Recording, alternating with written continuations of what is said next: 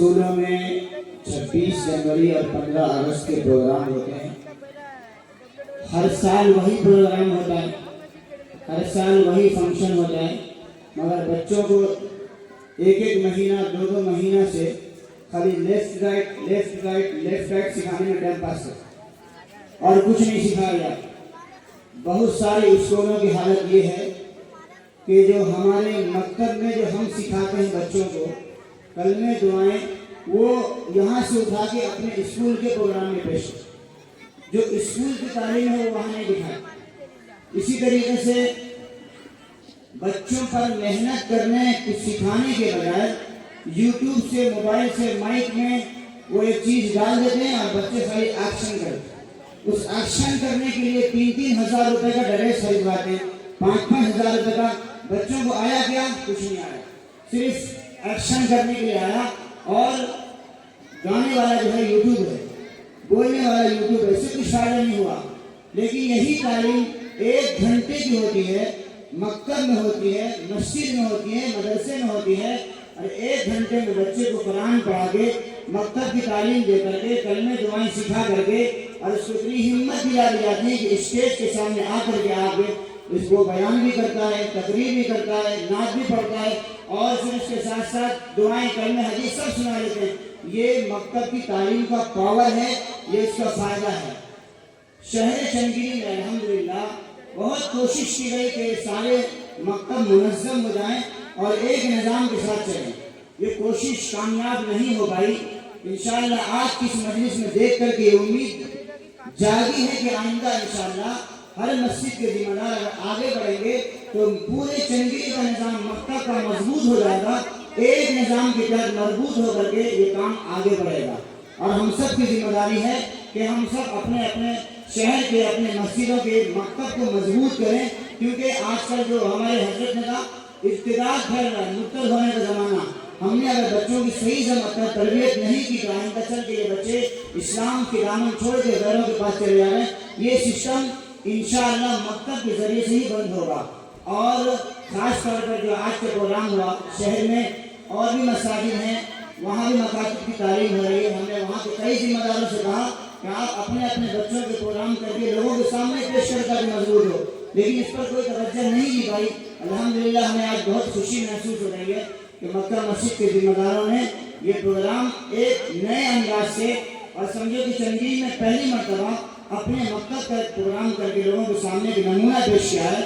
ہو سکتا ہے کہ کسی کو اس میں چھوٹی موٹی کمی بیشی لگ رہی ہو, لیکن انشاءاللہ یہ پہلی کوشش ہے.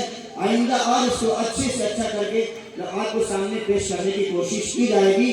اللہ تعالیٰ ہمارے ذمہ داروں کو قبول فرمائے, محنت کو قبول فرمائے اور اس کے بہترین بدلہ نصیب فرمائے. اس کے لیے 2 چیزیں آپ حضرات خاص طور پر دھیان دیں جو ہمارے مکتب کی تعلیم میں جو نظام ہے. سب سے پہلی بات یہ ہے کہ ہم اپنے بچوں کو صحیح تربیت کے لیے ایک تو اپنے بچوں کو پابندی سے مکتب دیں. ہمارے چنگیری کی سب سے بڑی خرابی یہ ہے کہ ہمارے یہاں بچے مکتب کی پابند بالکل بھی نہیں. بہت کوشش کر لی ہے لیکن پابندی نہیں ہے. فنکشن ہے, کس کا اماں کا فنکشن ہے, بابا کا ہے نا, یہ ہو رہا ہے, وہ کیا بولتے ہیں ولیمہ سے شادی سے پہلے ہوتا ہے, کیا بولتے ہیں رسم ہے, چھوٹے چھوٹے رسم, چھوٹے چھوٹے پروگرام میں فوراً چلے جاتے ہیں. رسم شام کو ہے, چھٹی کر لیتے ہیں فجر کے بعد, فجر کی تعلیم غائب ہو جاتی. یہ کیا طریقہ ہے؟ چھوٹی سی بارش ہوئی, تھوڑا سا موسم ٹھنڈا ہوا, بچوں کو بھیجتے ہی پڑھانے. یہ سب نظام ختم کرو. محنت سے, شوق سے, لگن سے, چاہت سے, محنت سے بچوں کو پابندی سے اپنے مکتب کو دے دو اور ان کو پورے تیاری کے ساتھ قرآن کا شوق دلا کر دو. یہ نہیں کہ بچہ ہے نا سویا ہوا ہے, ہم سوئے ہوئے لچھا کے مارے جارے پڑ جائے, وہ بچہ پڑھے گا کبھی نہیں پڑھے گا. اماں بابا کو دیکھ کے وہ بھی سو جائے. صبح صبح اٹھے, مکتب میں آتے, ناک سے ادھر بہتی رہتی ہے, آنکھ کا پانی ادھر جاتا رہتا, دیکھ دے کہ استاد کا کیا پڑھایا استاد. بچوں کو پاک صاف کر کے پاؤڈر لگا کے اس کا منہ ہاتھ دھلا کر کے کچھ کھلا پلا کے بھیجیں تاکہ اسکول میں مدرسے میں وہ طاقت کے ساتھ پڑھ سکے, سیکھ کر کے جائیں. ایک دوسرا کام یہ ہے کہ آپ سب ماں باپ سے گزارش کرتا ہوں کہ اپنے بچوں کو جب مکتب میں دے تو مہینہ پورا ہوتا ہے, صرف 100 روپے فیس لے جاتے. 100 روپے روزانہ کے کتنے ہوئے, फीस के हिसाब से 3 रुपए, विमल गुटखा भी 3 रुपए में नहीं आता। रोजाना हमारे बच्चे हमारे घर में कम से कम 10 रुपए 20 रुपए भी खा जाते हैं। गरीब का बच्चा भी 20 रुपए खाता, और हम मकतब की तालीम, कुरान की तालीम के लिए रोजाना खाली 3 रुपए नहीं देते। और महीने में अगर फीस पूछी जाए तो बच्चे या तो गायब हो जाते हैं या माँ बाप फोन पर बहुत सुनाते, हजरत क्या खाली बारे बारे फीस की बात करते। आप कुरान के लिए 10 रुपए भी खर्च करेंगे तो आपको इंशाअल्लाह से बड़ा अजर मिलेगा।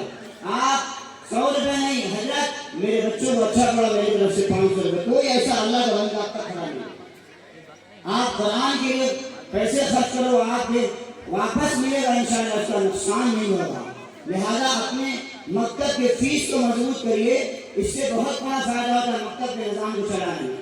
और तीसरी बात यह है कि आप अपने बच्चों का जायजा लीजिए, माँ बाप से और जिम्मेदारों से मुलाकात करिए, हजरत के पास आइए, पूछिए हमारा बच्चा कैसा पढ़ रहा है। घर में जब वो आए तो उसका पूछिए आज क्या पढ़ा है, तो मकतब गया था कहीं और चला गया।